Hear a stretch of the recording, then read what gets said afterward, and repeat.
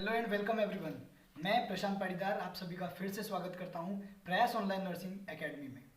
दोस्तों, हमने last class में देखा था ब्लड ट्रांसमिशन, और ब्लड ट्रांसफ्यूजन के साथ साथ हम लोग ने ब्लड के कंपोनेंट्स देखे थे कि कौन कौन से कंपोनेंट्स हम लोग ट्रांसफ्यूज करते हैं। और हम आज देखने वाले हैं कि कॉम्प्लिकेशंस ऑफ ब्लड ट्रांसफ्यूजन, जो ब्लड ट्रांसफ्यूजन करते हैं उसमें क्या क्या ऐसे कॉम्प्लिकेशंस हैं जो हमें देखने को मिल सकते हैं। मेनली हम लोग 6 कॉम्प्लिकेशंस जो हमारी स्क्रीन पर शो हो रहे हैं ये हमें दिखाई देते हैं जब ब्लड ट्रांसफ्यूजन करते हैं उसके बाद, जिसमें पहला है ट्रांसफ्यूजन रिएक्शन, दूसरा है सर्कुलेटरी ओवरलोड, तीसरा है सेप्टिसीमिया, चौथा है आयरन ओवरलोड, पांचवा है हाइपोकैल्सीमिया एंड छठा है हाइपरकैलेमिया। ठीक है, बेसिकली ये 6 कॉम्प्लिकेशंस के बारे में हम लोग बात करने वाले हैं कि क्या क्या होता है। चलिए हम सबसे शुरुआत करते हैं ट्रांसफ्यूजन रिएक्शन की। अब जो ट्रांसफ्यूजन रिएक्शंस हैं ये भी 2 टाइप की होती है। सबसे पहली होती है इमीडिएट ट्रांसफ्यूजन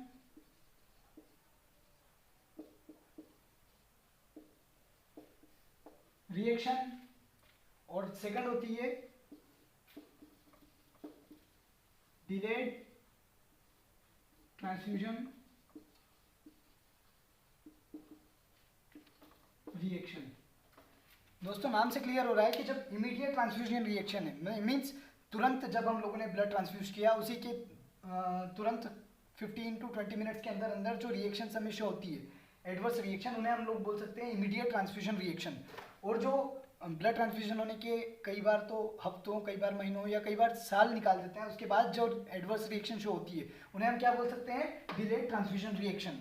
चलिए अब हम देखते हैं कि इमीडिएट ट्रांसफ्यूजन रिएक्शन कौन कौन सी होती है और डिलेड ट्रांसफ्यूजन रिएक्शन कौन कौन सी होती है।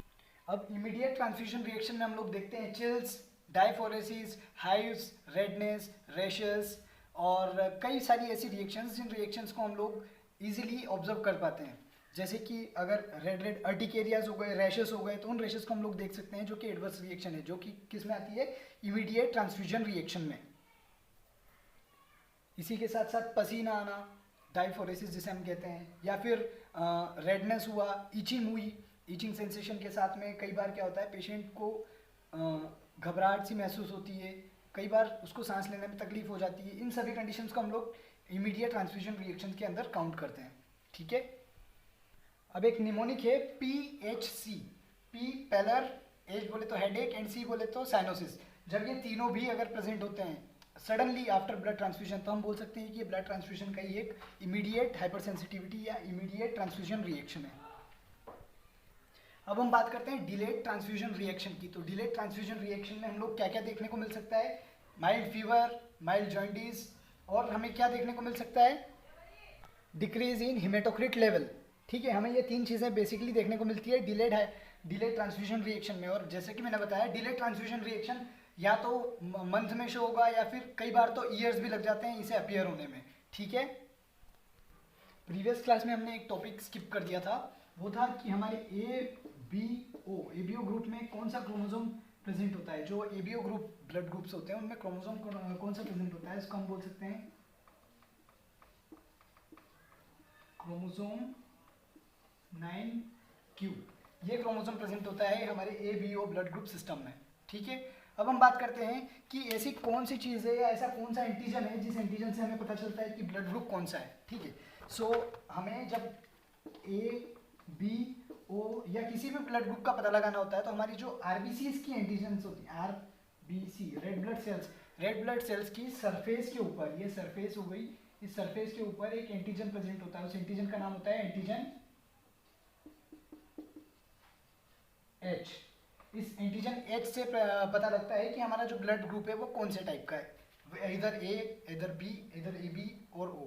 ओके, चलिए अब हम नेक्स्ट बढ़ते हैं। अब देखते हैं कि क्या क्या इंटरवेंशंस हम लोग यूज़ कर सकते हैं इन इमीडिएट और डिलेड ट्रांसफ्यूजन रिएक्शन को कोप अप करने के लिए या इनको ट्रीट करने के लिए। सबसे पहला हम लोग जो ट्रांसफ्यूज कर रहे हैं उसे स्टॉप करना है। उसके बाद उसको जो हमारी ट्यूबिंग्स होती हैं उन्हें 0.9% नॉर्मल सलाइन से उनको क्लीन करना है। उसके बाद में क्या करना है हमें, कई बार कंडीशंस ऐसी होती है जिन कंडीशंस में डॉक्टर प्रिस्क्राइब करते हैं कुछ मेडिकेशंस। इन मेडिसिन को हम लोगों को एडमिनिस्टर करना है। ये सारी इमरजेंसी मेडिसिन होती हैं जिनको हम लोग जो डॉक्टर्स होते हैं वो प्रिस्क्राइब करते हैं। बात करते हैं एंटीहिस्टामिन के टाइप्स की। तो एंटीहिस्टामिन के एग्जांपल्स की तो हम लोग क्या दे सकते हैं, सिट्रिजिन या फिर डाइफेनहाइड्रामाइन,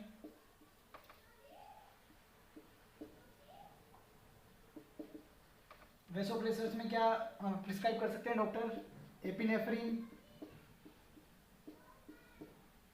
या फिर नोरेपिनेफ्रिन। ठीक है, कॉर्टिकोस्टेरॉइड्स में बेसिकली क्या क्या हो सकती है, प्रेडनिसोन, प्रेडनिसोलोन। ठीक है, या कई बार होता है कि डॉक्टर सजेस्ट करते हैं, प्रिस्क्राइब करते हैं फ्लूइड्स को, फ्लूइड थेरेपी को। ठीक है, सो ये मेडिकेशंस प्रोवाइड की जाती है to cure the transfusion reactions. अब हम बात करते हैं एंटीहिस्टामिन्स की। तो एंटीहिस्टामिन्स क्या करती है, एलर्जिक रिएक्शन को प्रिवेंट करती है। वेसोप्रेसर्स क्या करती है, increase MAP, mean arterial pressure बढ़ाती है। कैसे, जो ब्लड वेसल्स होती है उनको कॉन्स्ट्रिक्ट कर देती है, और जब ब्लड वेसल्स कॉन्स्ट्रिक्ट हो जाएंगी तो जो हमारा MAP है, मीन आर्टेरियल प्रेशर, वो बढ़ जाएगा। अब कुछ लोगों का, स्टूडेंट्स का सवाल होगा कि MAP क्या होता है। मीन आर्टेरियल प्रेशर वो प्रेशर होता है जो पेशेंट की आर्टरीज के अंदर प्रेजेंट होता है एक कार्डियक साइकिल के दौरान। जब एक कार्डियक साइकिल हुई उस दौरान उसकी कार्डियक आर्टरीज, उसकी जो बॉडी की आर्टरीज है, उन आर्टरीज में कितना प्रेशर था, वही हमारा MAP होता है। अच्छा दोस्तों, MAP निकालने के लिए भी एक फॉर्मूला होता है। ठीक है, आइए हम वो फॉर्मूला देखते हैं कि मीन आर्टेरियल प्रेशर निकालने के लिए क्या फॉर्मूला होता है। MAP निकालने के लिए जो फॉर्मूला होता है वो होता है MAP, mean arterial pressure equal to systolic blood pressure plus 2 into diastolic blood pressure upon 3। Means जो भी हमारा सिस्टोलिक ब्लड प्रेशर है उसको 2 से ऐड करेंगे उसमें, और उसके साथ में उसको मल्टीप्लाई कर देंगे हम लोग डायस्टोलिक ब्लड प्रेशर से। फर्स्ट हमने देखा था ट्रांसफ्यूजन रिएक्शन, अब हम सेकंड देखते हैं सर्कुलेटरी ओवरलोड। सर्कुलेटरी ओवरलोड में क्या क्या देखने को मिल सकता है, जब हो सकता है हाइपरटेंशन हो जाए पेशेंट को, हो सकता है उसका कार्डियक ओवरलोड बढ़ जाए, उसका हो सकता है उसे पाल्पिटेशन फील होने लगे, और उसे कफ हो, ब्रीथिंग डिफिकल्टी हो, ये सारे सिम्टम्स उसको देखने को मिल सकते हैं। ये एक रिएक्शन। अब जब सर्कुलेटरी ओवरलोड होगा तो हमें पता कैसे चलेगा कि सर्कुलेटरी ओवरलोड हो गया, तब हमें एक साइन देखने को मिलेगा, वो होगा jugular vein distension. Jugular vein distension, जो हमारी जुगुलर वेन होगी वो डिस्टेंड हो जाएगी। फॉर एग्जांपल, जैसे ये हमारा सर्कुलेटरी ओवरलोड बढ़ता है तो क्या होता है, हमारी जो सुपीरियर वेना केवा होती है, सुपीरियर वेना केवा पे प्रेशर बढ़ जाता है। जब सुपीरियर वेना केवा पर प्रेशर बढ़ जाएगा तब वो हमारी जो जुगुलर वेन होती है उसको डिस्टेंड कर देगी, उसे फैला देगी। तो ये एक साइन हो गया हमारा सर्कुलेटरी ओवरलोड का। ठीक है, अब इसको ट्रीट करने के लिए हम लोग क्या करेंगे, इसको ट्रीट करने के लिए सबसे पहले पेशेंट को हम लोग कंफर्टेबल पोजीशन देंगे। कंफर्टेबल पोजीशन कौन सी हो सकती है, फॉलोअर पोजीशन उसे प्रोवाइड करेंगे। उसको फिर ऑक्सीजन एडमिनिस्टर करेंगे ताकि उसको ब्रीथिंग डिफिकल्टी ना हो। ठीक है, डायूरेटिक्स प्रोवाइड करेंगे ताकि उसकी बॉडी में से जो फ्लूइड का लेवल बढ़ा हुआ है, सर्कुलेटरी जो ओवरलोड है, उसको ठीक कर सके या जो उसको काउंटर कर सके। ठीक है, अब हम बात करते हैं थर्ड कॉम्प्लिकेशन की, वो है सेप्टिसीमिया।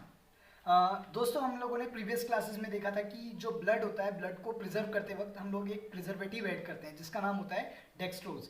ठीक है, जब अगर डेक्सट्रोज ब्लड के अंदर प्रेजेंट होगा तो उसमें क्या चांस बढ़ जाएंगे, सेप्टिसीमिया कॉज करने के चांस बढ़ जाएंगे। क्यों, क्योंकि अंदर माइक्रो ऑर्गेनिज्म की ग्रोथ को फेवर करता है डेक्सट्रोज, और जब डेक्सट्रोज ही हम लोग प्रिजर्वेटिव के रूप में यूज करेंगे तो वो जो स्टोर्ड ब्लड है वही एक कारण बन सकता है सेप्टिसीमिया का।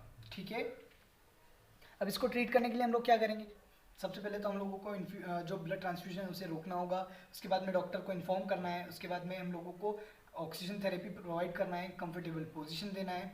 ठीक है, अब हमें पता कैसे चलेगा कि पेशेंट को सेप्टिसीमिया है। कुछ ऐसे सिम्टम्स हमें देखने को मिलेंगे, चिल्स हुआ, हाई फीवर हुआ, या फिर उसका हाइपोटेंशन हुआ, वॉमिटिंग जैसा होगा, उसे नोजिया फील होगा। इन सभी सिम्टम्स से हम लोग पता लगा सकते हैं कि पेशेंट को सेप्टिसीमिया हुआ है। ठीक है, फोर्थ कॉम्प्लिकेशन है आयरन ओवरलोड, हेमेसाइडोरोसिस। ठीक है, आयरन ओवरलोड या हेमेसाइडोरोसिस क्या होता है, जब हमारी बॉडी के अंदर या हमारे ब्लड के अंदर आयरन जो क्वांटिटी है वो बढ़ जाती है, तब उसे हम बोलते हैं हेमेसाइडोरोसिस। अब हेमेसाइडोरोसिस को ट्रीट करने के लिए क्या किया जाएगा, डेफेरोक्सामाइन थेरेपी दी जाती है। डेफेरोक्सामाइन क्या होता है, जो हमारी बॉडी में जितना एक्सेस आयरन होता है उसे बाइंड करके हमारी बॉडी से बाहर निकाल देता है। ठीक है, डेफेरोक्सामाइन हम लोगों को सिंपली डेफेरेक्सोल के नाम से हम लोगों को मार्केट में इजीली अवेलेबल होता है। ये हम लोग प्रोवाइड करते हैं आयरन ओवरलोड के कंडीशन में। डेफेरोक्सामाइन को हम लोग आईवी भी दे सकते हैं या सबक्यूटेनियसली भी दे सकते हैं। आइए देखते हैं हम लोग आईवी या फिर हम लोग दे सकते हैं सबक्यूटेनियसली। जब डेफिरोक्सामाइन को आईवी या सबक्यूटेनियसली देंगे तो ये क्या करेगा, हमारी बॉडी से एक्सेस आयरन को कलेक्ट करके कहाँ ले आएगा, हमारी किडनीज में। किडनीज क्या करेगी, उसको फिल्टर करके यूरिन के साथ में बाहर कर देगी। क्या कर देगी, एक्सक्रीट आउट।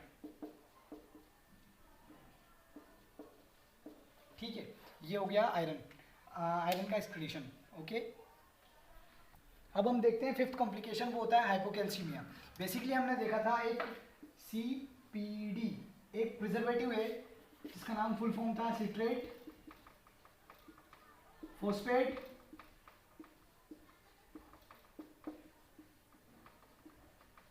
डेक्सट्रोज। एक प्रिजर्वेटिव हम यूज कर रहे थे CPD सिट्रेट फोस्फेट डेक्सट्रोज। जब ये सिट्रेट की जो क्वांटिटी होती है वो जितनी यूजुअली ऐड करना चाहिए उससे ज़्यादा हो जाती है, मीन्स सिट्रेट टॉक्सिसिटी हो जाती है। सिट्रेट टॉक्सिसिटी क्या कॉज करती है, हाइपोकैल्सीमिया को। वो हमारे कैल्शियम को बाइंड, जो हमारे ब्लड होता है उसमें कैल्शियम को बाइंड कर लेती है और उस कैल्शियम को बाइंड करके क्या करती है, एक्सक्रीट आउट कर देती है। जब कैल्शियम आयन्स बाहर हो जाएंगे तो क्या होगा, हाइपोकैल्सीमिया सिंपली हमें देखने को मिलेगा। ठीक है, अब हम लोग सिक्स एंड लास्ट कॉम्प्लिकेशन देखते हैं, हाइपोकैलीमिया। जो पोटेशियम का लेवल है वो बढ़ जाना। जब ब्लड होता है वो 21 डेज से मोर देन 21 डेज जो हम लोगों ने प्रिजर्व करके रखा और 21 डेज से ज़्यादा टाइम हो गया तो क्या हो गया, पोटेशियम लेवल